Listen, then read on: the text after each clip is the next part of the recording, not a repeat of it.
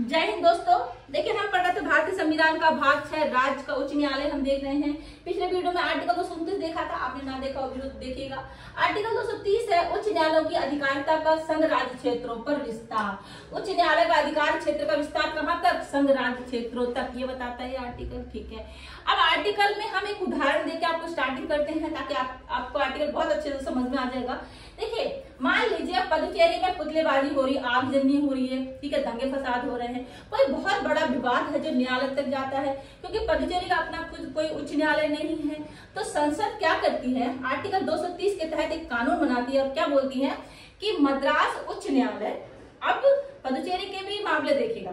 ठीक है, यही दिखा है। देखिए, मान लीजिए पदुचेरी में पुतलेबाजी हो रही है, कोई बहुत बड़ा विवाद है जो अदालत तक जा रहा है, क्योंकि पदुचेरी का अपना कोई हाई कोर्ट नहीं है, तो संसद ने आर्टिकल 230 के तहत, ठीक है, ध्यान रखिएगा, संसद ने बनाया है कानून आर्टिकल 230 के तहत। संसद क्यों इसमें इन्वॉल्व है? क्योंकि बात हो रही है संघ राज्य क्षेत्र की। ठीक है, इसलिए संसद कानून बना रही है कि मद्रास हाई कोर्ट अब पदुचेरी के मामले भी देखेगा। तो आर्टिकल क्या था हमारा क्या था? उच्च न्यायालयों की अधिकारिता का संघ राज्य क्षेत्रों पर विस्तार। ठीक है, संघ राज्य क्षेत्रों पर विस्तार, इसका मतलब संसद कानून बनाती है। आर्टिकल 223 के तहत उच्च न्यायालय का विस्तार हो गया, मद्रास हाई कोर्ट का विस्तार हो गया, कहां तक? पदुचेरी संघ राज्य क्षेत्र तक विस्तार हो गया। यही आर्टिकल बता रहा है हमारा। तो आपको उदाहरण से I think very clear now. ठीक है, इसी तरह दिल्ली हाई कोर्ट के मामले में भी संसद ने दिल्ली हाई कोर्ट बनाया था। तो इन उदाहरणों से क्या स्पष्ट होता है कि आर्टिकल 230 के जरिए संसद यह तय करती है कि केंद्र शासित प्रदेशों में कौन सा उच्च न्यायालय काम करेगा। ठीक है, केंद्र शासित प्रदेशों में कौन सा हाई कोर्ट काम करेगा। ठीक है, ये संसद तय करती है। आर्टिकल 230 क्या कहता है कि इस अनुच्छेद के तहत संसद को ये अधिकार मिलता है कि वह कोई कानून बनाकर किसी भी केंद्र शासित प्रदेश में किसी उच्च न्यायालय का क्षेत्र बढ़ा सकती है, क्षेत्र घटा सकती है। इसका मतलब है कि अगर कोई केंद्र शासित प्रदेश अपना उच्च न्यायालय नहीं रखता है तो संसद ये तय कर सकती है कि उस प्रदेश में कौन सा उच्च न्यायालय काम करेगा। ठीक है, अगर किसी संघ शासित प्रदेश का अपना उच्च न्यायालय नहीं है तो आर्टिकल 230 के तहत संसद तय करती है कि उस संघ क्षेत्र को कौन से राज्य का उच्च न्यायालय देखेगा। ठीक है, कौन सा उच्च न्यायालय में काम करेगा। संसद ऐसा कानून पारित कर सकती है, बिना संसद के नॉट पॉसिबल। ठीक है, इसमें राज्य विधानमंडल का कोई रोल नहीं है। ठीक है, एक विशेष ध्यान में रखेगा, एक क्लॉज इसमें दिया है, क्लॉज 2 में, क्लॉज 2 के क और ख में यही दिया गया है सब कि जहां राज्य विधानमंडल का कोई जिक्र नहीं है। यहाँ पे देखिए, जहां किसी राज्य का उच्च न्यायालय किसी संघ राज्य क्षेत्र के संबंध में अधिकारिता का प्रयोग करता है, ठीक है, इस संविधान की किसी बात का अर्थ नहीं लगाया जाएगा कि उस राज्य के विधानमंडल को उस अधिकारिता में वृद्धि, उसका निबंधन उत्साधन करने का मतलब सशक्त करती है। मतलब इसमें राज्य विधानमंडल नहीं करेगी, संसद करेगी। यही क्लॉज 2 में दिया गया है। क्लॉज 2 के खा में क्या दिया गया है?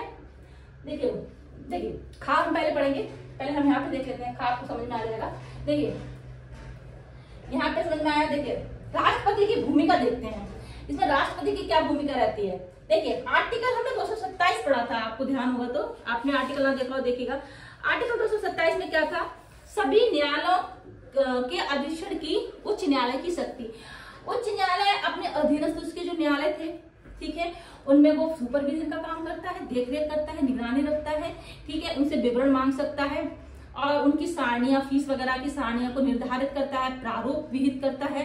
ठीक है, लेकिन हमने क्या देखा था कि उसमें राज्यपाल का अनुमोदन चाहिए होता है। ठीक है, लेकिन अब इसमें क्या राष्ट्रपति का अनुमोदन चाहिए होता है। जहां बात संघ क्षेत्र की आ रही है, केंद्र शासित प्रदेश की आ रही है, वहां पे अनुमोदन किसका चाहिए? वहां पे राज्यपाल का तो इसलिए नहीं चाहिए होगा, तो राष्ट्रपति का चाहिए होगा। यही आपका क्लॉज 2 बोलता है।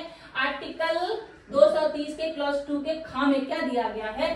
उस राज्य क्षेत्र में अधीनस्थ न्यायालयों के लिए किन्हीं नियमों, प्रारूपों, सारणियों में अनुच्छेद 227 में राज्यपाल के प्रति निर्देश का ये अर्थ लगाया जाएगा कि वह राष्ट्रपति के प्रति निर्देश है।